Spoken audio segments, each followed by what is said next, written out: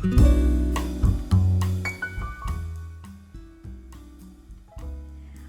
de nou, benvinguts i benvingudes a una nova sessió d'aquest curs enregistrat de català C2. A la sessió d'avui finalitzarem el mòdul número 3 i ho farem en la part d'expressió escrita, en la qual parlarem de la carta formal. Si recordeu, en el mòdul anterior vam parlar de la carta personal o la carta informal. Doncs avui veurem una altra tipologia de carta i recordeu que és un dels 3 textos més importants o que tenen més probabilitat de sortir a l'examen. Un era la carta personal, que vam veure en la sessió d'expressió escrita del mòdul 2. L'altra és aquesta carta formal i finalment en el proper mòdul veurem el text argumentatiu. Així doncs, comencem amb les característiques. Ho explicarem directament des del dossier, això ho teniu a la pàgina 225 del PDF, o si no, a la pàgina 217, si ho teniu imprès, i seguirem la mateixa estructura que vam utilitzar per explicar la carta personal. Quina és l'estructura, quines són les parts, definirem una miqueta les parts i veurem un exemple. Així doncs, la carta formal, a diferència de la carta personal o de la carta informal, és una carta, un text que va dirigida a organitzacions, institucions, empreses, etc., per informar d'algun fet o d'algun producte, demanar informació, fer arribar una queixa, agrair algun servei, etc. Hi ha moltíssims motius per escriure una carta formal a qualsevol institució, organització, etc. Veurem que l'estructura amb la carta personal és força diferent. I, per tant, com us deia l'altre dia, quan redactem una carta, òbviament és molt important que l'ortografia sigui correcta, però també és molt important seguir l'estructura. Si no seguim l'estructura, tindrem una penalització. D'acord? Així doncs, fixem-nos en aquest requadre gris que ens presenten aquí. Com ens posen, a la part superior esquerra posarem la capçalera, que ara veurem què és el que hem d'incloure a la capçalera. Immediatament a sota, la destinació. Una miqueta més avall, la salutació.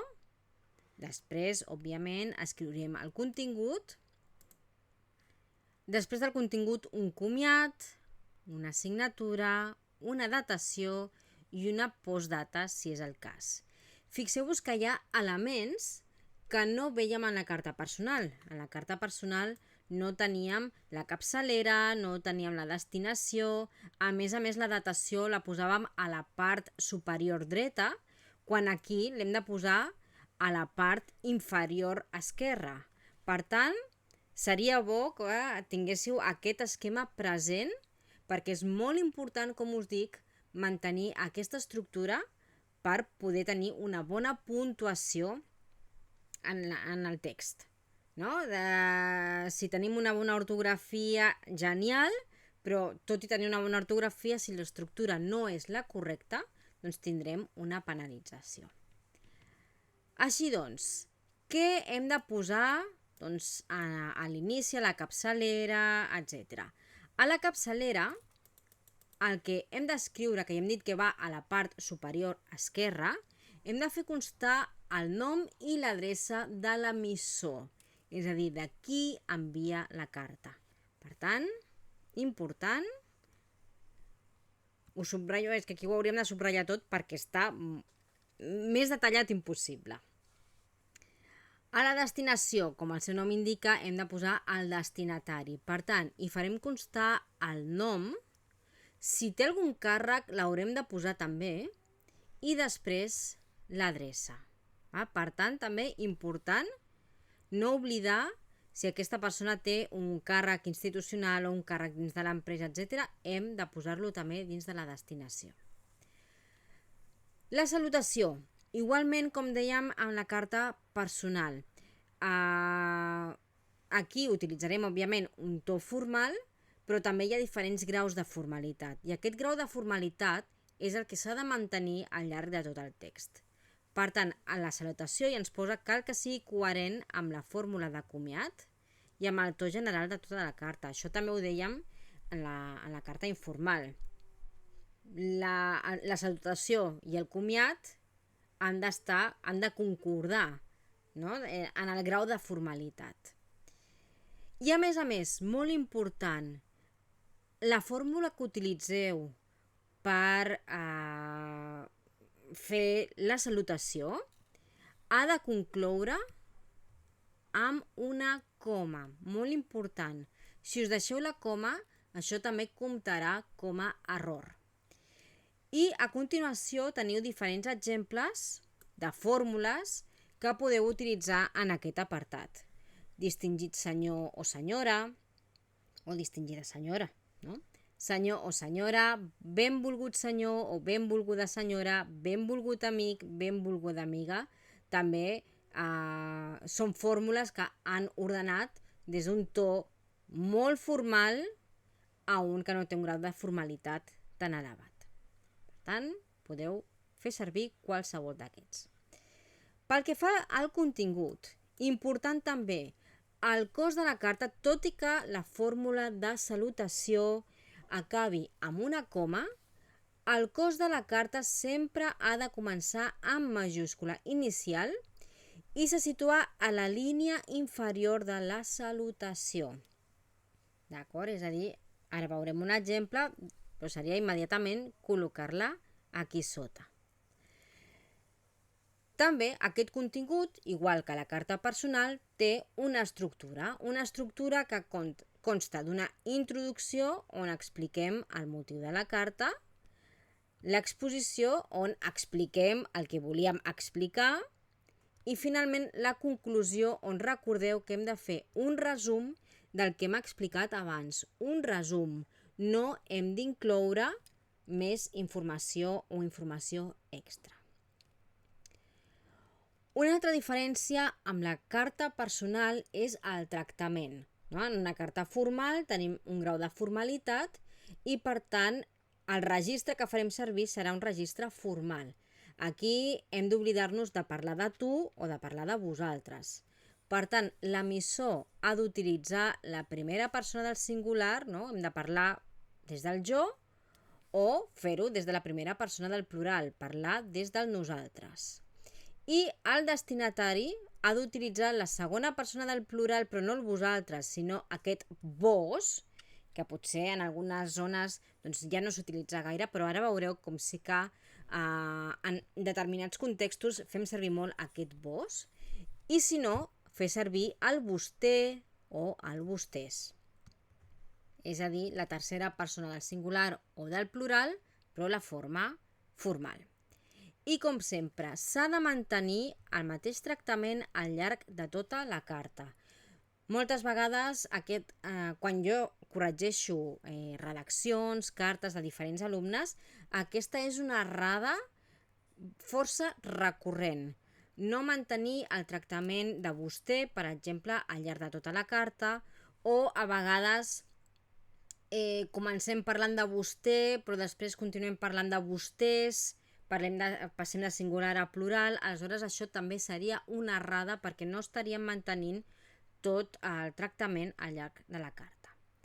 I aquí ens posen fórmules que podeu utilitzar per introduir, per exemple, el que nosaltres volem dir. No? Per exemple, posem aquí exemples per iniciar un document i per concloure-ho. Teniu molts aquí. No? El motiu d'aquesta carta és demanar-vos, fixeu-vos aquest vos, no és vosaltres, sinó que és vos, o si no, per demanar-los, si volguéssim servir el vostès. Recordem, res de demanar-lis, que també és una errada que corregeixo de forma bastant habitual o que apareixen bastant habitualment en les redaccions que m'envieu. Em plau comunicar-li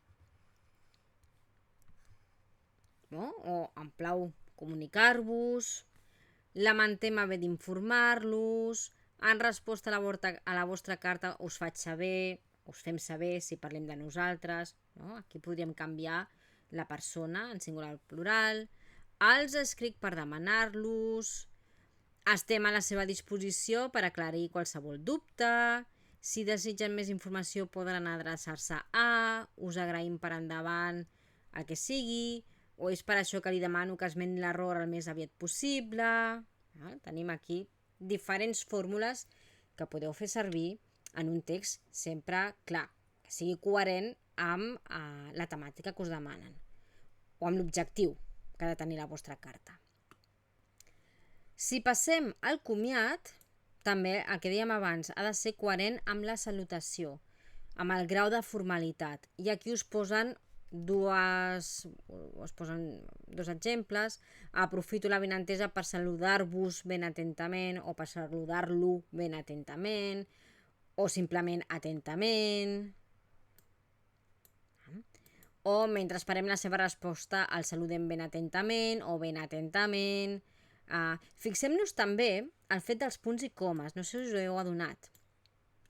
Si, per exemple, no? Aquí tenim un punt, aquí tenim una coma, per què succeeix això? No? Perquè sí que hem dit que a la salutació hem de fer servir sempre una coma. Doncs simplement ho fem per una mica de lògica. Quan posem un punt al final d'una oració? En el primer cas tenim una oració, no? Aquí tenim un verb, aprofito l'avinentesa per saludar-vos, tenim un altre verb, atentament. En canvi, atentament no és una oració, no hi ha un verb, per tant aquí posaríem una coma. El mateix ens passa en aquestes d'aquí. Mentre esperem la seva resposta, el saludem ben atentament. Fixeu-vos que aquí hem posat un punt. Per què? Perquè és una oració. Mentre esperem la seva resposta, el saludem ben atentament. A més, una oració coordinada. En canvi, aquí, ben atentament, hi posem una coma perquè no és una oració. No? Fixem-nos també en l'exemple aquest. Els agraeixo el seu interès i els saludo cordialment. Punt. És una oració. Si no, cordialment. És una coma. Una salutació cordial, una coma, perquè no és una oració, no hi ha un verb. Ben cordialment, una coma, no tenim una oració. Per tant, això, en temes d'ortografia, de puntuació, també heu d'estar ben pendents. I com us dic, podeu utilitzar aquests exemples, el que a vosaltres més us agradi o amb el que us sentiu més còmodes.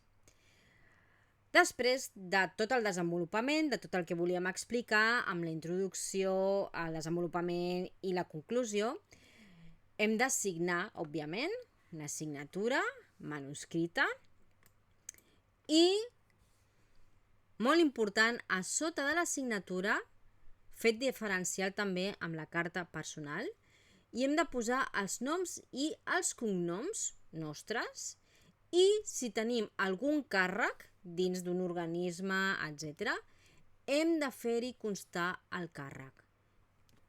És a dir, signatura, nom, i si tenim un càrrec l'hem de posar responsable de recursos humans de tal. Doncs ho hem d'escriure aquí. Directament a sota d'això, la datació. Ja vam explicar l'altre dia quina era la fórmula de fer-ho. Recordem, no? Aquí teniu un exemple que després de la localitat s'ha de posar una coma, que els mesos s'escriuen en minúscula, que els anys no porten punt i que, a més, no s'ha d'escriure cap punt final.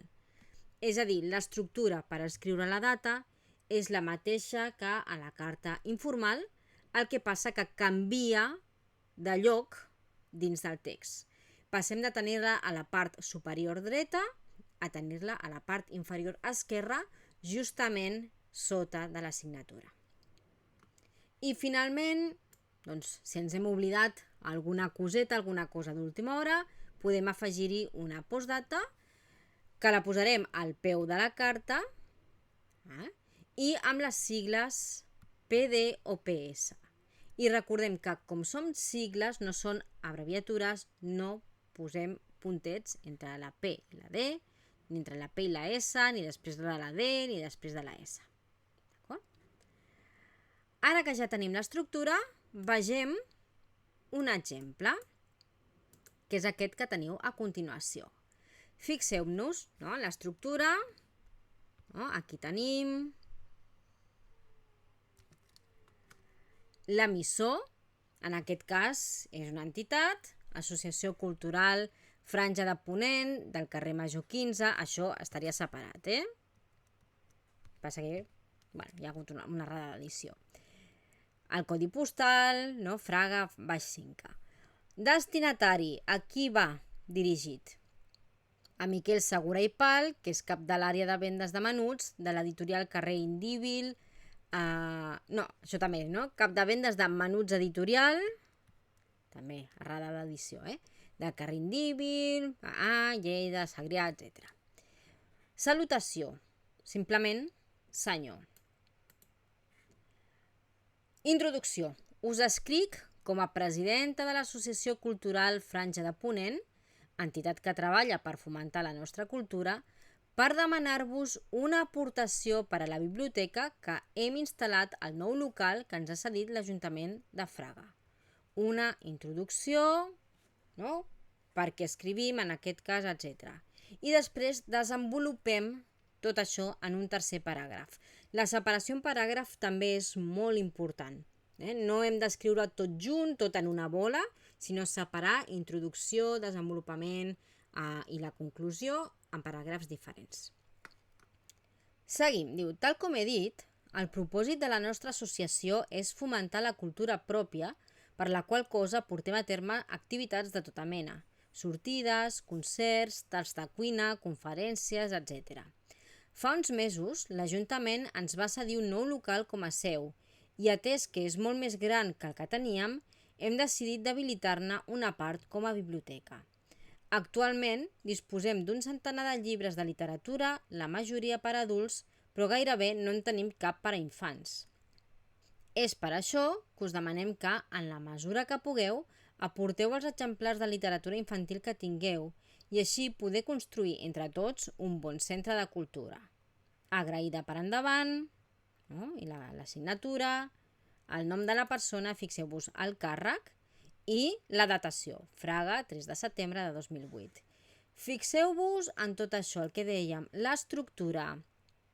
Fixeu-nos en aquest tractament de vos, jo us escric.